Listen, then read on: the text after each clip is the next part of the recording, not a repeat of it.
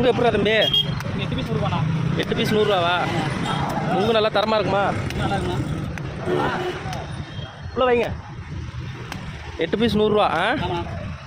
எங்கேருந்து வருது இது நுங்கு? எங்கே? பொள்ளாச்சி. பொள்ளாச்சியா? ஓகே. டேஸ்ட் வைஸ் நல்லாயிருக்கும். பதினியும் இருக்கு. பதினி எவ்வளோ? 1 லிட்டரா? 50, 1 லிட்டர் 100. சரி, அண்ணனுக்கு ஒரு 50 ரூபாய்க்கு நுங்கு போட்டுரு.